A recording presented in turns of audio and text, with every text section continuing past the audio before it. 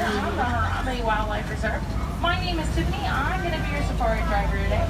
Just a few quick safety reminders before we head out onto the reserve. Please keep all face coverings on over your nose and mouth through the entire expedition. Please keep your hands, arms, feet, and legs inside the truck at all times. Please remain seated even if we're stopped, and hang on to any of those personal belongings. Could get rather bumpy out there. Relatively, are starting off our journey here in the Little Atiri Forest. Creatures that live in the Atiri Forest do tend to use their camouflage to hide. Keep your eye out for them. They could be hard to spot at first. Over to the right-hand side, I do see a couple of the okapi. Now, a lot of people think that the okapi is related to the zebra because of the stripes that they have on their legs. However, they're actually more closely related to the giraffe. They have a long prehensile tongue that allows them to reach out and grab for leaves.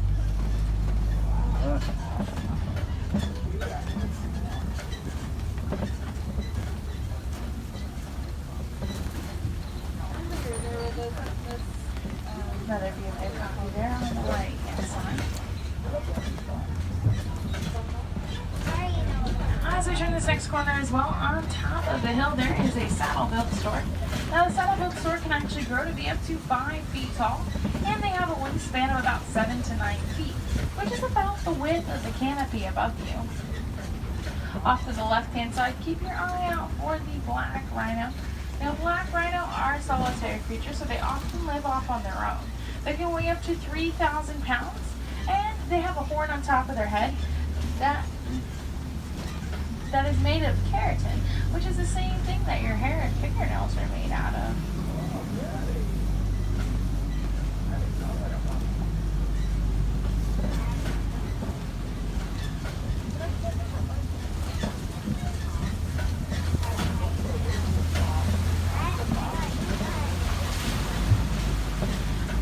And coming up here on the left-hand side, just past the bamboo, you're going to see a couple of creatures on the top of the hill. Those are the bongos.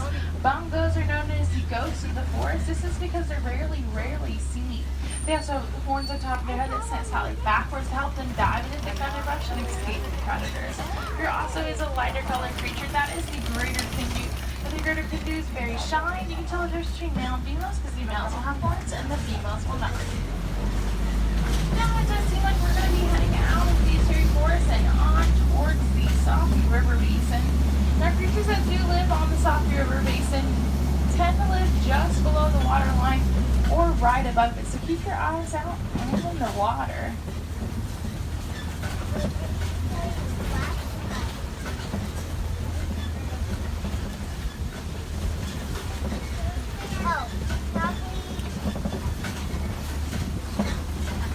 Sometimes I do tend to have good luck upriver, so we'll head up that way.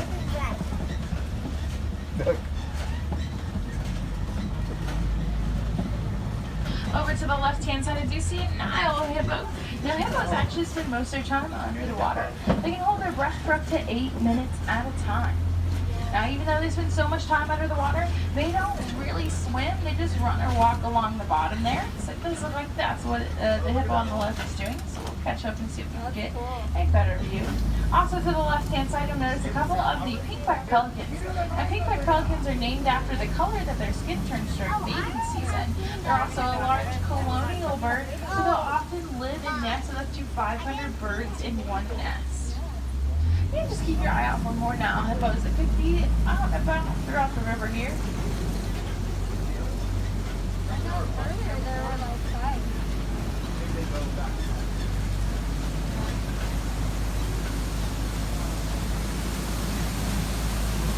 Now also on the left-hand side, I do see the Nile crocodile. Now crocodiles can grow to be up to 16 feet in length, so they're as long as a giraffe is tall. They use the water and the sunlight to help control their body temperature, but they can also release heat through their teeth. So if you see them out on the bank with their mouth open, they're actually just doing that in order to cool off. Now when crocodiles are eggs, they roll them around on the ground or in their mouths to help encourage them to hatch. Now it looks like we're heading out of the Safi River Basin and on towards the savannah. Now creatures that live on the savannah do tend to rely on their speed and agility in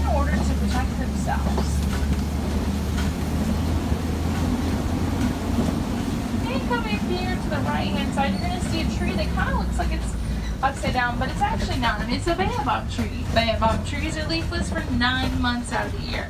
This helps them retain water and survive long periods of drought.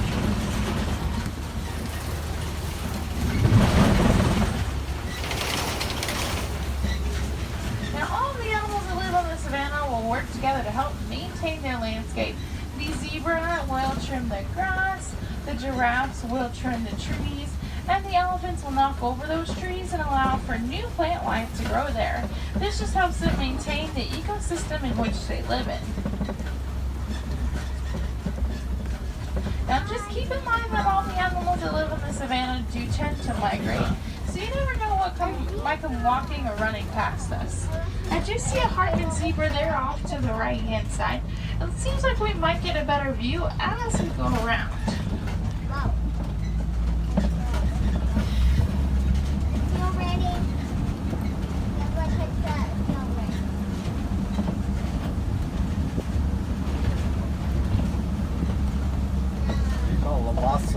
Now coming up here to the left-hand side, looks like they're all in the den there, is the painted dog or the African wild dog. Now the painted dogs are actually the most successful predators out in the wild. They have about a 90% success rate. This is because they will actually chase their prey down to the point of exhaustion, and that's what makes them so very successful. They usually live in packs of about 5 to 15 and are led by an alpha male. Wherever he goes, the others will pretty much follow. Just a friendly safety reminder, our face coverings do have to be on over your nose and mouth for the entire expedition. Thank you. Off to the left-hand side is the sable antelopes. Sable antelopes have long horns that curve towards their back to help them protect themselves from predators that might prey from above. They're also the symbol for the Hartman Wildlife Reserve. This is because they are very territorial and they'll do anything to protect their territory and ones in their group. And they show a lot of bravery when doing this. Now coming up here on both sides of the truck are a couple of termite mounds. Termite mounds are made of dung, dirt, and saliva, and elephants are often seen using them as scratching posts because they're very sturdy. Now off to the left-hand side, looks like we're going to get some pretty good views of my favorite animal here on the reserve. It's the Angola cattle. Now the Angola cattle is named after the Watusi tribe that once domesticated them. They're the only domesticated animals here on the reserve. And you'd think that their horns would be rather heavy, right? But they're actually not. They're a honeycomb-like structure on the inside, filled with blood vessels that allows them to circulate blood and release heat. And over to the right-hand side is the Hartman mountain zebra. Now a lot of people ask, are zebras black with white stripes or white with black stripes? Well, the answer lies within their muzzle. They are black with white stripes. When they're born, they'll actually memorize their mother's stripe patterns, and that's how they'll recognize each other. And a group of 2 or more zebras is called a dazzle. So I do see a couple more on the right-hand side, just tucked between those trees there. Now the Hartman mountain zebra are found in mountainous areas, and they're actually pretty good climbers. Their hooves are actually just a little bit smaller to help them to be able to climb as well as stand on smaller ledges. Pretty up close to there, the Angola cattle on the left.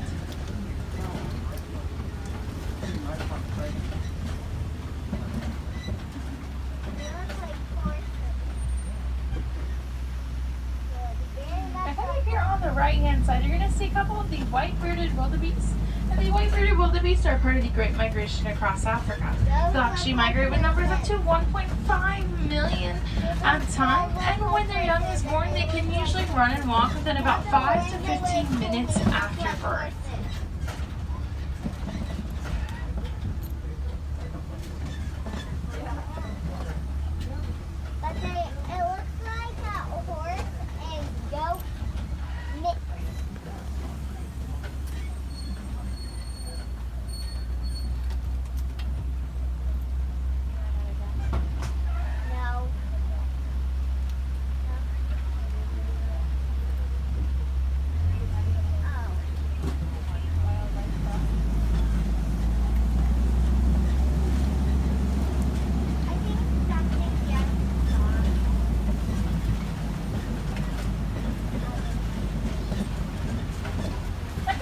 Here on the left-hand side, you're going to see a couple of the Maasai giraffe.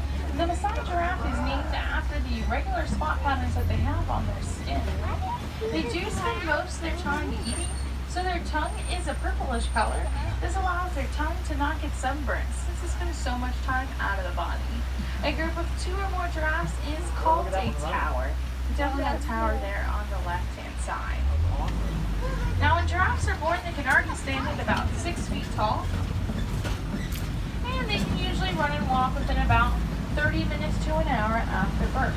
Now there also is a couple of the Patterson's eland here on the left-hand side. They're the tallest antelope in the species. They can grow to be up to 6 feet tall to the shoulder. They can also jump 6 feet straight into the air, and they have a slight spiral in their form.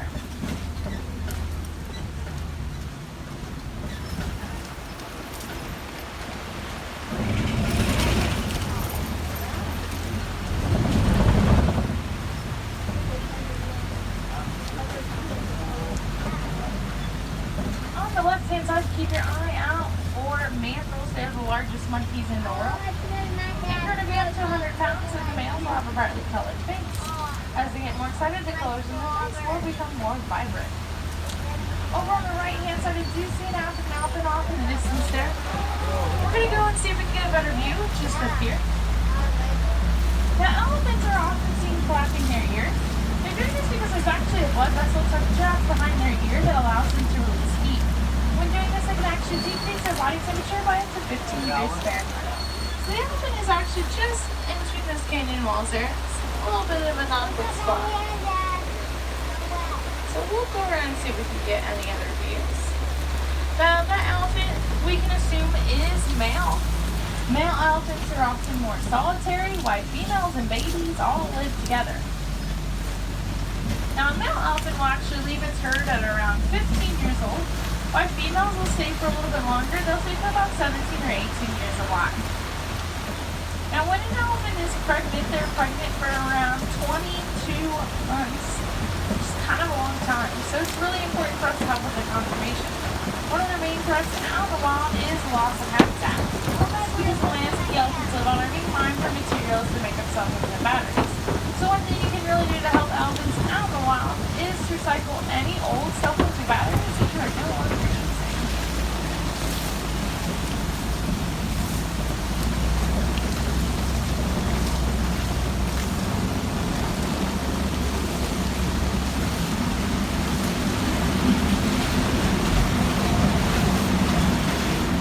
On the right hand side, you're going to see a couple of dust marks there in the red clay. That's a good sign that other elephants might be near. Elephants will often eat the red clay kind of like a snack. It gives them some vitamins and minerals they might not normally get in their everyday diet.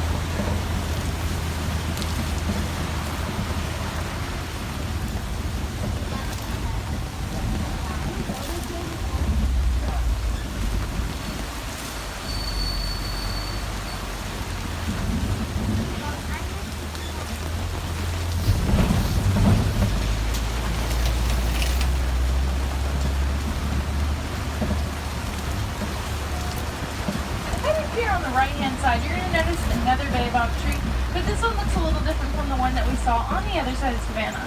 This one kind of has some holes in it. That's because elephants will actually use the baobab tree as a source of water when resources are scarce. So what they will do is they will puncture a hole into the tree using their tusks and then use their trunk to siphon water out of the tree.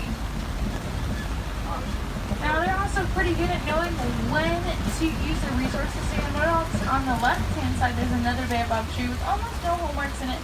That's because they'll just go ahead and use the water source that is available to them.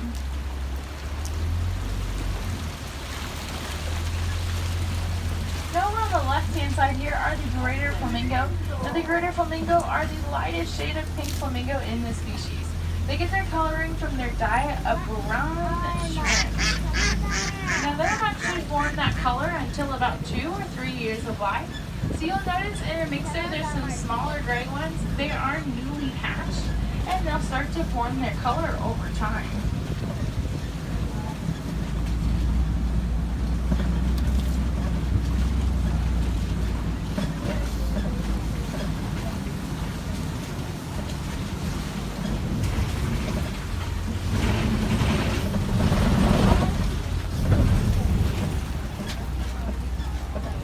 Here on the left-hand side, you're going to get a pretty good view of the white rhino.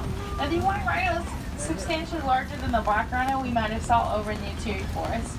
The white rhino is going to weigh about 5,000 pounds, and they are often less solitary, so they will live off in herds. Now a group of 2 or more white rhino is called a crash. This is because they can really only see about 10 feet in front of them, so they'll really rely on other senses in order to make their way around.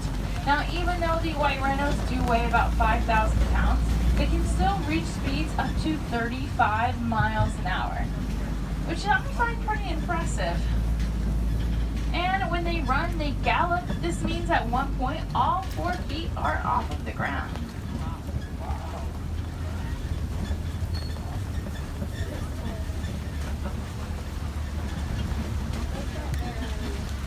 Now coming up here on the left-hand side, you're going to notice a few cheetahs sitting up there on that plateau area.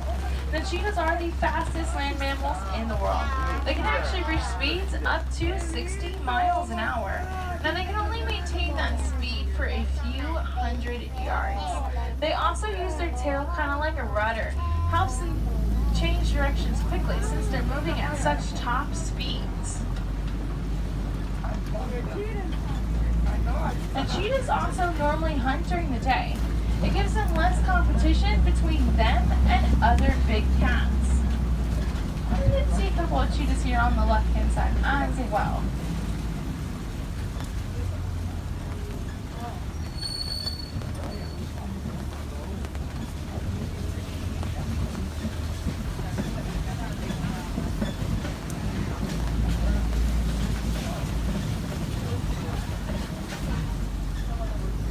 Straight ahead is a kopie, and kopies are where lions tend to live, so keep your eye out for them. Now a group of lions is called a cry, and you can hear lions roar for up to 5 miles away. This helps them communicate while hunting. Now females will actually go out and hunt, while the males stay back in order to protect the flock. Now lions also sleep for around 16 to 20 hours a day. So it's what they spend most of their time doing.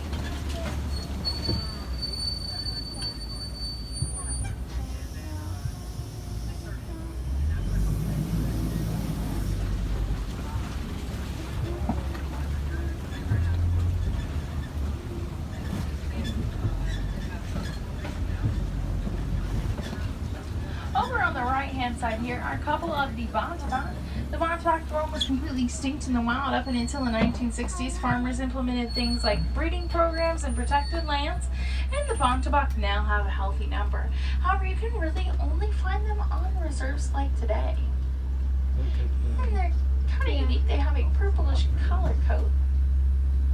Look at the ostriches over there. Yeah.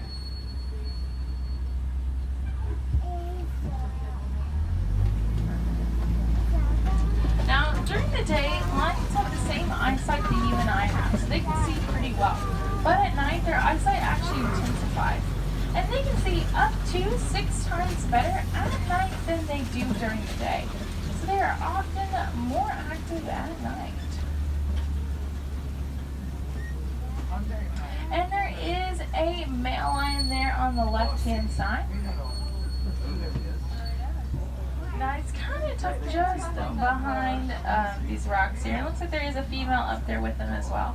Now you can tell that that's a male lion because of the mane or the thick fur that is surrounding his head. You can see him right there. Look. See the male? Yeah. Laying down there.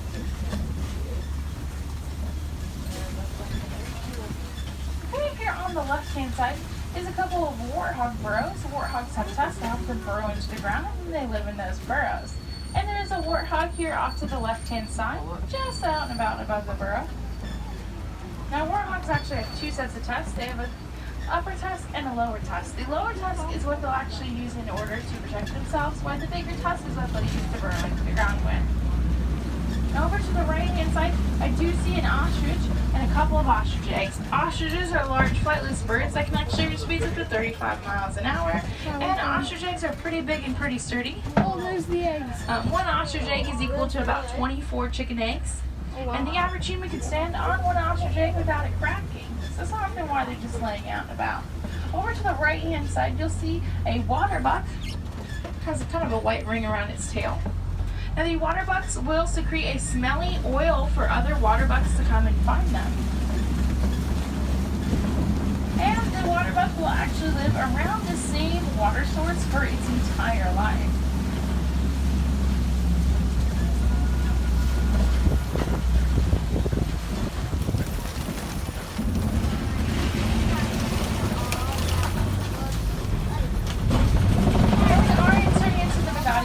This section of our reserve was donated to us by local farmers here in Harambe.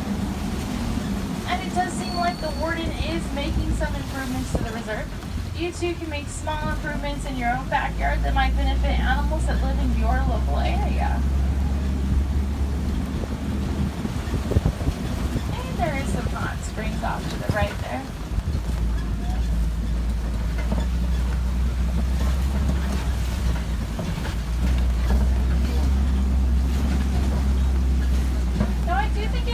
That we might not see any more animals here on our expedition, so I'm going to start making my way back towards the village of Harambe.